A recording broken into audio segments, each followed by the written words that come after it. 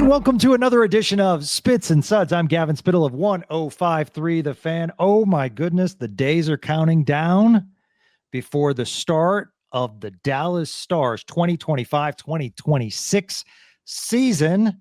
And joining us in just a moment, our friend Connor Hrabchak from Winnipeg Sports Talk. And we're going to talk Winnipeg Sports Talk, obviously, with the Jets. And we're also going to talk about the Stars, and we're going to talk about the NHL. But first, I want to talk about the on-time experts, the weather outside. Wow, it is absolutely beautiful. So, of course, you might not be thinking of your HVAC unit because it's not going on right now, because it's just in that temperature where it's just stopped. And if it does click on the air, that's fine. But what about the heat? So you want to get ahead of it. Now is actually the time to get your HVAC unit checked. TheOnTimeExperts.com. Click on the Book Now button, and sure enough, they will do same-day service guaranteed. High rankings on Google with thousands of reviews. I could speak to them myself. They've fixed my plumbing. They've fixed my HVAC. They've completely gutted my HVAC. So I will be a lifetime customer. Other AC companies might have come in and said, well, Gavin, you need this, you need that. Not the on-time experts. They showed me. In fact, one of my parts is wearing down. They said, just keep an eye on it. Easily could have said, just replace it. And I would have been like, sure. But no, they said, just keep an eye on it and we'll remind you about this. That's the kind of lifetime customer that you can be with the on-time experts. Plus, proud supporter of the Dallas Stars, the official HVAC company, and now the official HVAC plumbing company of Spits and Suds. So think of them and thank them for supporting local hockey here in DFW. It's the on-time experts at theontimeexperts.com. So as promised, joining us, as he has throughout the summer, one of my favorite guests, from Sports Talk Winnipeg. He covers the Winnipeg Jets. It's Connor Hrabchak. How are you? I'm doing great. Glad to be back. Every single time I come on this show, it's an absolute blast. So thanks for having me again. Really appreciate it. Absolutely. Love pumping your tires as one of the bright young people in hockey media. And thank you. That's why I keep coming back, because you're just so complimentary of me. Absolutely. Love pumping the tires. And that's why I get you back all the time. Yeah, exactly. Exactly. Okay. So your thoughts on the Connor McDavid deal? As we were just talking about, $12.5 million for 2 years. And what people need to understand, even it just clicked in for me, is that it's actually a 3-year deal because he's under the old contract right now. So Connor McDavid will be a Jet for the next 3 years. I mean, it was trending in America. I can only imagine what the talk was in Canada Sports Talk regarding this. Yeah, what an incredible deal for the Edmonton Oilers to keep him at the same cap hit for the next, like you said, this season he was under contract, but questions were around about his future, and he was very non-committal on his future. And when looking at this deal, you can go back and look at all the comments Connor McDavid made in training camp. He was right. He was non-committal on his future. Like, this is a 2-year deal at the same cap hit, and it is the biggest, like, show me that you want me here, or like prove that I should be here deal that I think I've ever seen. Like $12.5 million, taking, like, Connor McDavid, if he walked into the Edmonton Oilers office and asked for the max, which is 20% of the cap, $19.1 million in AAV over these next 2 seasons, they would have signed that, the Edmonton Oilers, 100%. So for him to take essentially a $7 million haircut for the next 2 seasons after this one puts so much pressure on Stan Bowman and the Edmonton Oilers front office to win. And I think if they don't win over the next 3 years, he's gone. You know, he needs to be shown that they can put a team in front of him, win a Stanley Cup with him. He has unfinished business, and he's non-committal on his future. The number shocked me. The term, not as much, only 2 years. But I love it when players do this. You cannot question his want to win anymore, taking $12 million in the prime of his career. Yes, he'll get another payday and he's going to make a lot of money on that next contract, but it's so clear that he wants to win. He took a big discount to win, to surround himself with strong pieces. And I think it'll work out for the Oilers. And if they can't get it to work out, there's no reason why he shouldn't leave. And you and I talked about this off air before we started. It's the ultimate PR move for Connor McDavid. If they can't put a team around him or get him a competent goaltender over the next 3 seasons and they don't end up winning a Stanley Cup, well then, yeah, Edmonton Oilers fans will probably say, I'd leave too. You know, like I think it's a genius move for McDavid because he has unfinished business, because he has that willingness to win or want to win, and he's willing to take this much of a haircut. It puts him in a really good spot to win in the next 3 years at that cap hit, but also after that reevaluate. Okay, have I won 2 Stanley Cups with the Oilers at this point? Have we won 0? I think that'll be a big factor in his decision when he signs that, what I believe will be his final big contract when he's at 31 years old and can sign a max 7-year deal at that point. Well, I just wonder, this year's free agency class is like I haven't seen in a long time. Mm-hmm. And a good comparison for Jason Robertson of the Stars, and that's why I was excited to have you on, is Kyle Connor. And he's in the 7th year of a 7-year deal, $7.1 million or just over 7.1. And that's interesting because I know the talks are continuing, but they're 2 similar players. And the question becomes is Nikolai Ehlers left in free agency? How are the Winnipeg Jets feeling about re-signing Kyle Connor? Yeah, I think the feeling throughout the offseason, throughout training camp, throughout the preseason, even today, as we're days away from the Winnipeg Jets opening their season, as you know, Gavin, against the Dallas Stars, I think the feeling is that it's just going to get done. There's never really been any question that it's going to get done. Kyle Connor wants to be here. The Jets want Kyle Connor to be here. The biggest thing that they're hung up on right now, or at least what the insiders are reporting, is the structure of the deal. Now, I had a lot of people in my mentions today asking me, is the Connor McDavid deal change anything about the Kyle Connor contract? No. I don't think that the McDavid contract is so unique. He's in such a unique position with Edmonton, looking to win the next couple of years and taking a massive discount, that I don't even think an agent can bring up the Connor McDavid deal in a negotiation and have that affect it one way or another.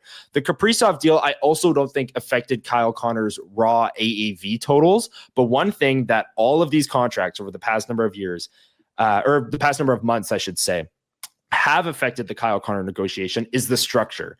Kaprizov, Marner, I believe Mikko Rantanen, all of these guys are getting like 90% of their yearly salary in signing bonus with just a check on July 1st. You know, like Mitch Marner's base salary, Kirill Kaprizov base salary is like 1 million or 900,000. And then the rest is signing bonus. Well, if you go and look at the Winnipeg Jets cap sheet, they signed Connor Hrabchak, Mark Scheifele, Kyle Connor's old deal, Josh Morrissey's old deal. None of these players have any dollars of signing bonus. 0, like across the board. The Jets, I don't know if it's organizational policy or what, they just don't do signing bonuses. So I think where they're hung up on here, I think a 12 million AAV by 8 years is all but agreed upon at this point. And what they're grinding over is how much signing bonus they're going to be including in this, because Kyle Connor looks around at the Marners and the Kaprizovs of the world and says, hey, all of these guys are getting all of their money in signing bonus, but the Jets are looking at their cap sheet and saying, we don't do that around here. So I think that's the big hang up right now, but I don't think there's any worry in Jets land or between Kyle Connor or Jets management or anyone involved that it won't get done. So when you say 12 million a year for 8 years, then what are you thinking for Jason Robertson? Ooh, he's right in that range. Is he getting more than Rantanen? You know, if you play the internal cap game, I think the Stars will counter and say Mikko Rantanen's at 12.5. Right. And I think so. To me, that's their stopping point. That would be my stopping point. Now, I mean, just because it was just signed, I think a lot of people say, well, Thomas Harley can't make more than Miro Heiskanen. But the reality is that Heiskanen deal was done years back. Salary cap structure has changed. And I mean, there is an argument to be made in the next couple of years. Thomas Harley, you know, who's better? I mean, you know, right now, Heiskanen's better defensively. But I mean, you look at Harley's emergence, and I think there's a good chance he'll be playing for Team Canada in the Olympics.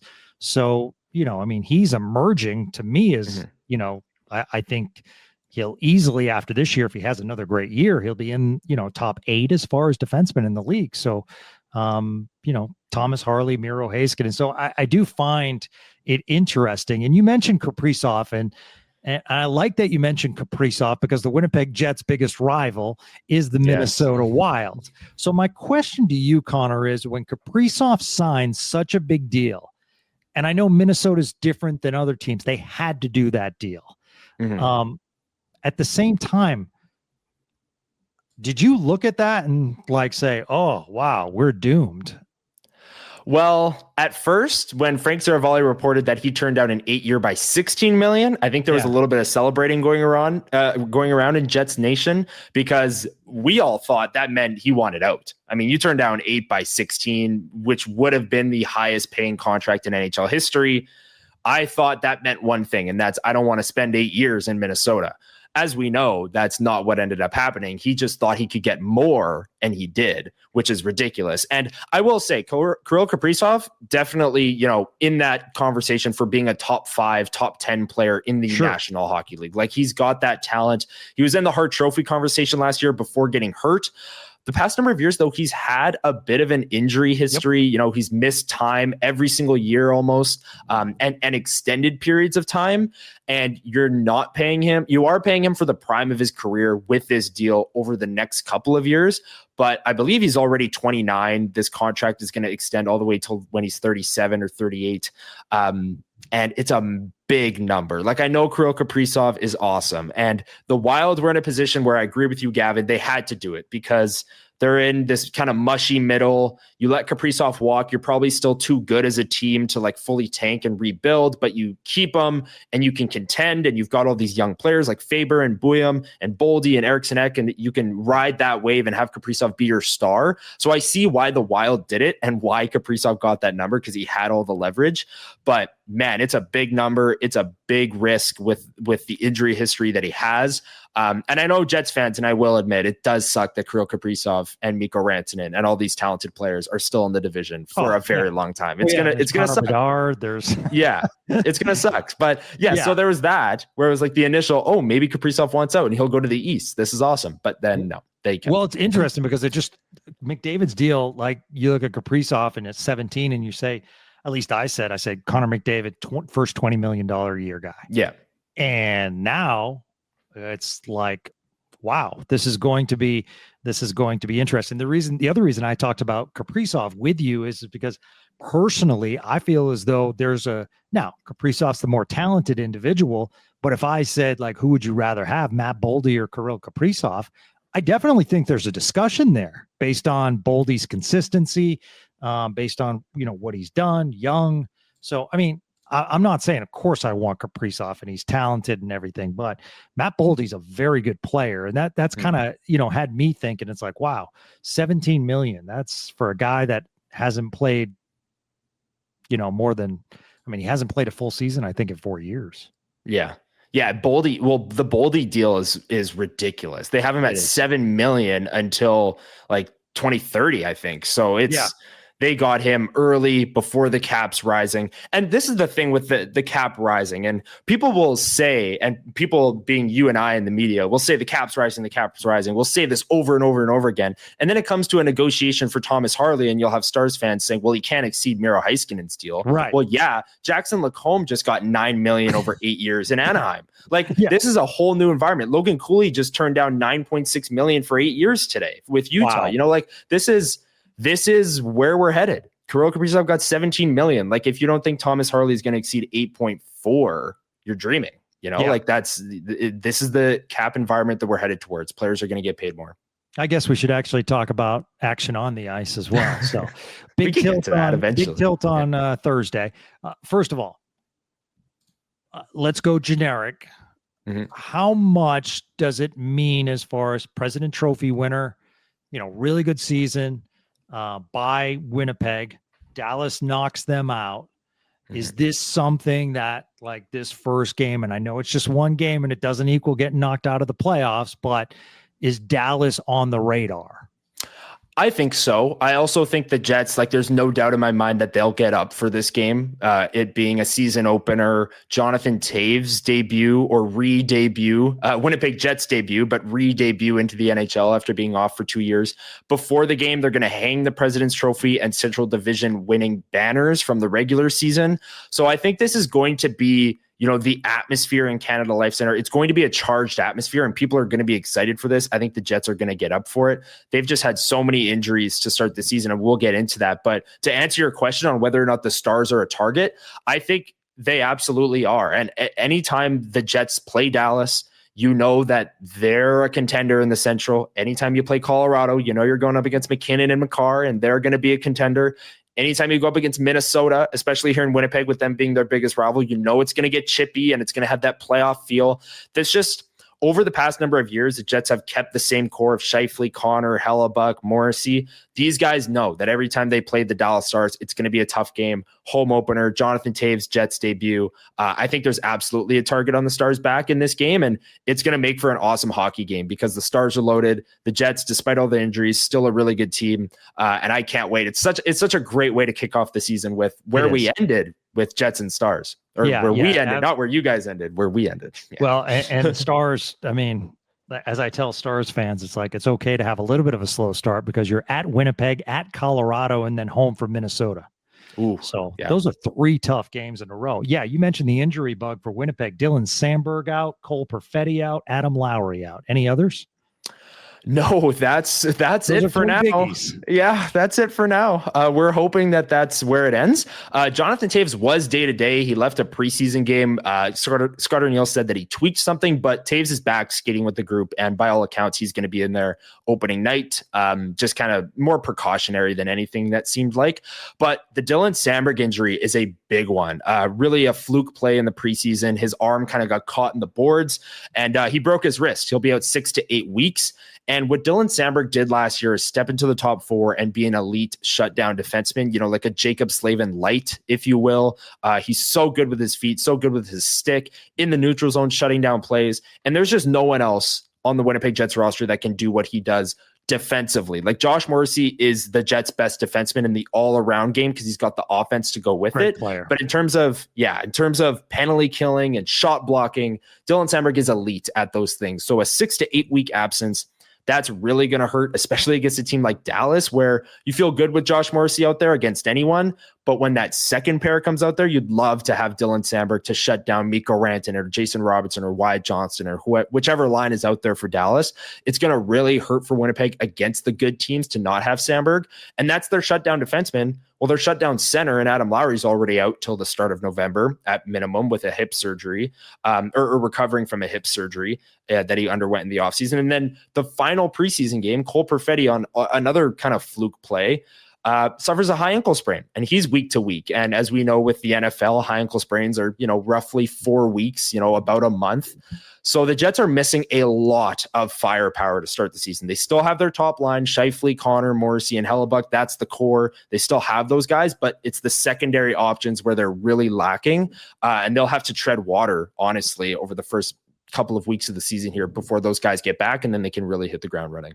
So watching some tape earlier, based on all the injuries, with injury presents opportunity, the Jets signed Nikita Chibrikov to a 2-year deal.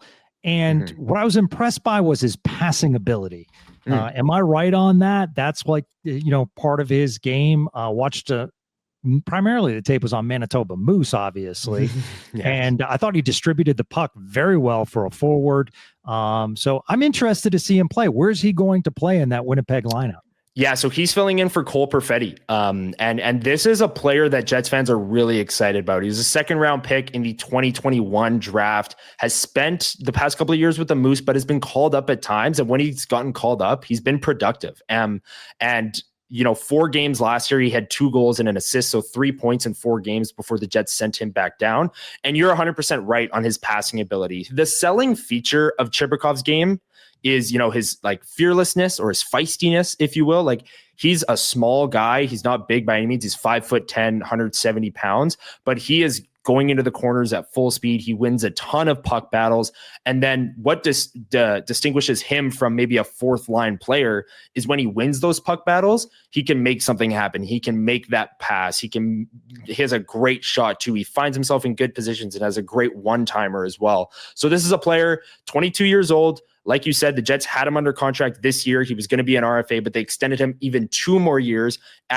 They essentially extended his entry-level contract, if you will. They have him for 3 years at $900,000 a season.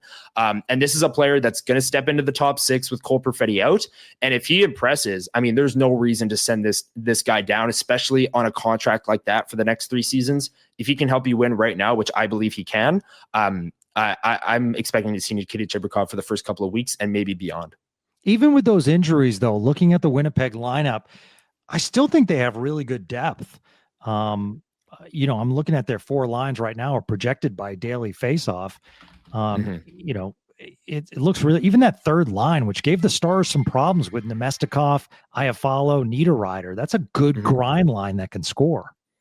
Yeah, absolutely. And they're the line that's, filling in. Adam Lowry will be there when he's healthy, but they're the shutdown line to start the season. And they're going to be tasked with the other team's best. And those 3 players are suited for it. Like, they all have that two-way ability in their game. If Nikita Chibrikov can be a solid fill-in in the top 6, I also don't have many concerns about the Jets' depth, at least to start the season. It's more on the back end where the concerns lie for me with the lack of Dylan Samberg, I should say.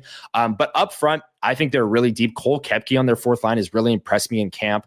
And I think when Lowry and Perfetti are back, they have one of the deepest, one of the better bottom 9s, I'd say, in the NHL, maybe one of the better bottom 6s. And it's something I'm really interested and excited to see, because a fully healthy Jets team, even though they lost Nikolai Ehlers in free agency last year, I still think has a chance to, be a high octane offense and have that shutdown line that can shut down the other team's best and all of those things. So even while not fully healthy, I like their depth, and I really like their depth when they get Lowry and Perfetti back.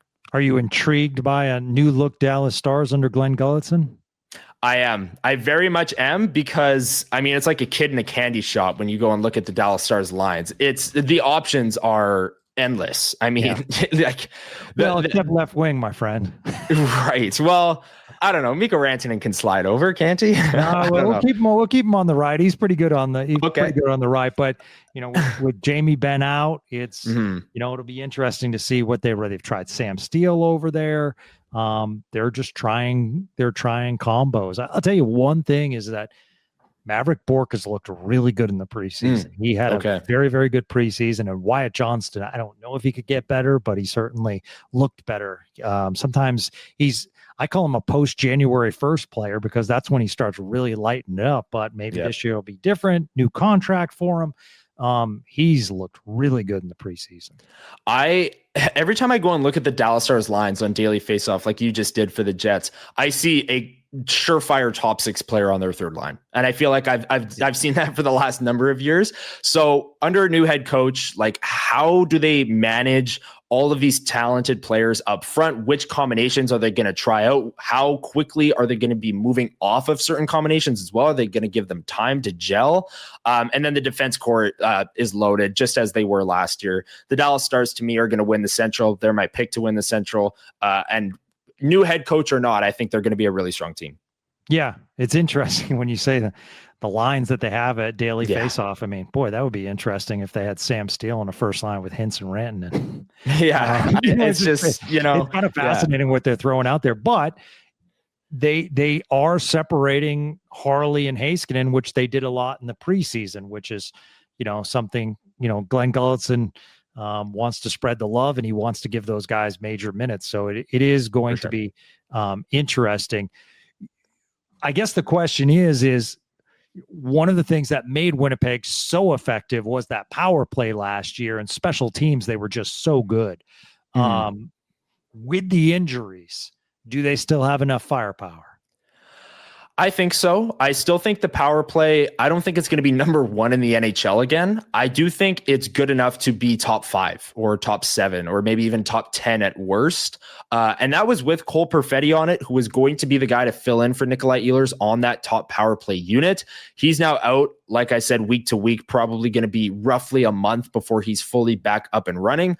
And I don't know who's going to be filling in. We haven't seen a practice where the Jets have run special teams since the Perfetti injury. It's either going to be Jonathan Toews sliding to power play 1, or it's going to be Alex Iafallo, who's moved up in that position in years past. But I still think with Scheifele, Connor, Velarde, Morrissey, and whoever you want as the 5th guy, whether it's Perfetti coming back, Iafallo, Toews, I think there's enough talent there to repeat as maybe a top 10 power play unit, not quite the number 1 unit and over 28% as they were last year, which is a ridiculous pace, but somewhere in that 24%, maybe a top 5 unit this year, I think is realistic. It's a realistic goal for Winnipeg, and I think it's something they'll hit. So if you have Dallas at number 1, are you Colorado, Winnipeg, top 3? Yeah, those are my top 3 teams. I had Winnipeg at number 2. Now Dylan Sandberg and Adam Lowry and Cole Perfetti are out till at least November, basically all 3 of them, right? Sandberg maybe even longer. I think Colorado is going to finish second in the Central. Dallas is going to finish first. Winnipeg, I think I'm projecting is going to get off to a little bit of a slower start with all of those injuries. But by the time the playoffs come around, there's a realistic scenario in which Winnipeg is a better team than Colorado because they got those reinforcements back, and Jonathan Toews is looking, more like himself as he goes through the NHL season and all those things. But I don't think any of those teams are going to be competing. I do think actually that Colorado is going to be closer to Dallas than they are to Winnipeg in the Central in terms of that 2-3 matchup. I think Winnipeg might be battling it out more with the St. Louis and Minnesotas of the world and Utahs for that 3rd seed in the Central, and Colorado and Dallas I think are going to be in a dogfight for the top 2 seeds. That's how I see the Central shaking out this year, but I would not be shocked if the Jets put themselves right back in that conversation for the number 1 seed again.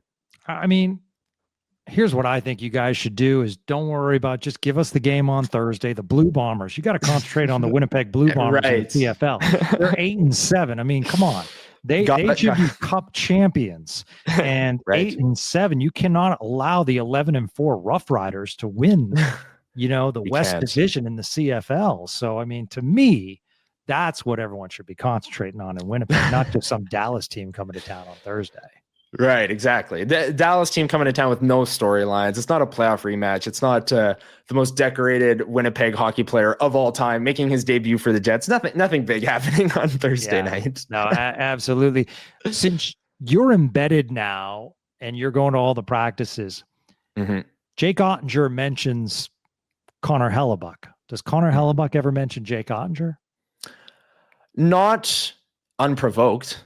I'd say, like if he's asked about Team USA or the Four Nations or the competition, he'll bring up Jake Ottinger as competition or as, a friend that he was obviously on the team with at the Four Nations, and someone that he's excited to be with again, by all accounts at the Olympics. But Connor Hrabchak won the Hart and the Vezina last year. So he's also not really the kind of guy to say that he's aiming to be another goalie or as good as another goalie, because in Connor Hrabchak's mind, he did just win the MVP. He's the best, and he's going out there to prove that every single night, as opposed to Jake Ottinger, who I don't know if that's the way he speaks about Connor Hrabchak, but I could see how, he was the backup at Four Nations to Hrabchak. Hrabchak did win the MVP. Hrabchak is in his division. It would make total sense if Jake Ottinger said, yeah, Connor Hrabchak's the standard and I want to be that, I think that would be an okay thing to say. But Connor Hrabchak does talk about Jake Ottinger in the light of a friend that he's playing with at USA. I think it fires him up because he wants to compete with Hrabchak for that number 1 spot on the Olympic team, but also fellow American goalie gets up there, and Ottinger gets fired up to play the Minnesota Wild because he's from just outside. Like I think he grew up 45 minutes from the arena up there, and if he plays in Boston, he went to Boston University. So nice. Yeah. Nice. Yeah. Hrabchak, it's Detroit. He's from Michigan. Him and Kyle Connor are both from Michigan, and they light it up every time they play Detroit in Detroit, which is only one time a year because they're in the East and the Jets are in the West. But that kind of homecoming stuff really motivates Connor Hrabchak too. And Jake Ottinger, I don't know if Connor Hrabchak would ever say it publicly, but he absolutely pushes Connor Hrabchak to be a better goalie because he's got Jake Ottinger, who's younger, right in his rearview mirror if Connor Hrabchak slips up to take over the job at Team USA or become the best goalie in the league or something like that. You'd think he'd be fired up to play the Dallas Stars because of his one season in the NAHL with the Odessa Jackalopes, my friend. You would. The Odessa Jackalopes. Yeah, man. Wow. We still take credit for him. From the Odessa Jackalopes to NHL MVP. What a run. Wow. What a run. Right? Yeah. Only in the NAHL. I know junior hockey's a little different up there than it is down here, but yeah. A little bit. Yeah, absolutely. Quick junior question for you. Mm-hmm. Was talking about this earlier in Canadian circles. I know in the Western Hockey League it's been talked about, but regarding the elite going to college and accepting the NIL money rather than staying in junior hockey. Is there something that the junior leagues can do to offset that? I don't know, because I really don't think so, especially in the case of like Gavin McKenna, which is obviously an outlier, but it was reported that he's making $700,000 a year in NIL money to play for Penn State. Like that's essentially an NHL entry-level contract that he's getting in college. There's just nothing that the junior teams in Canada can do about that. It's absolutely changing the landscape, but I don't think it's necessarily killing the landscape of junior hockey in Canada or anything along those lines. You might not see the Gavin McKennas opt to not go to college and pass up that kind of money. But in terms of the rest of the non-outlier players, the common sentiment up here is that it's not going to change all that much because your average junior player isn't getting offered $700,000 a year to play for Penn State. Well, I'm interested Thursday night, my friend. I'll end on this because one of the things that Glen Gulutzan is preaching, obviously the extra 1% being a little bit more physical in the corners, but a forecheck with purpose. And they've done that in the preseason. Flip side, Josh Morrissey, one of the best puck carriers out of his own zone. So that's going to be an interesting matchup that I think, Stars fans need to, keep an eye on. Yeah, absolutely. Josh Morrissey has been, these past 3 years have been special from him. He's gone from a player that was getting listed on the Athletics top 10 worst contracts in the NHL to the top 10 best contracts in the NHL because he's at $6.25 million. And his turnaround has just been so special to watch. Rick Bowness came in, put confidence in him as an offensive defenseman. And the past 2 years after that, he's rounded out his defensive game and just become a true number one elite defenseman. And it's a treat to watch every single night. He's become basically a lock for the left side of Team Canada, which he was on at the Four Nations. Excited to watch him at the Olympics if he can keep it up this season. But yeah, Josh Morrissey, where would the Jets be without this guy? I mean, they lose Dylan Sandberg, and Josh Morrissey is going to be playing a ton starting Thursday night and through the season until Sandberg comes back because they're going to need him to play a ton and be very, very good if they want to stay afloat with all these injuries. Well, we saw that in the playoffs when he wasn't there, the effect that he had. So certainly, for sure, a big part of Winnipeg, both offensively and defensively. He covers the Winnipeg Jets for Sports Talk Winnipeg.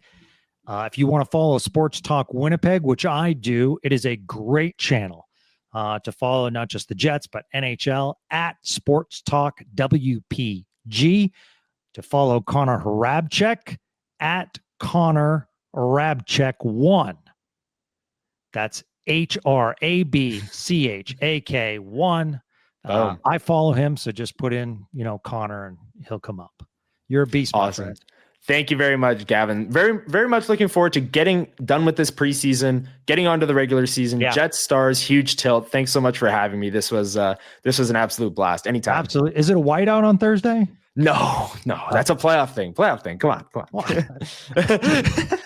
I mean, you see, right? Yeah, you did, and you got their record and some other things in the CFL. I did my prep for this. I love it. Yes, you did. I just didn't know I didn't know a whiteout was a playoff thing. That's a playoff thing. Oh, see, we learned something as Stars fans. There you go. In the playoffs, yeah. Absolutely. Thanks so much, man. Look forward to having you again. Having you on again soon. Thanks. Really appreciate it. Enjoy the season. Absolutely. That's Connor Hrabchak from Sports Talk Winnipeg. We'll be back with another episode soon. Thank you guys so much. Thank you for propelling us up to the #1 Dallas Stars podcast in DFW. And thank you to the On Time Experts for their sponsorship of Spits and Suds. Until our next podcast, have a great day, everyone.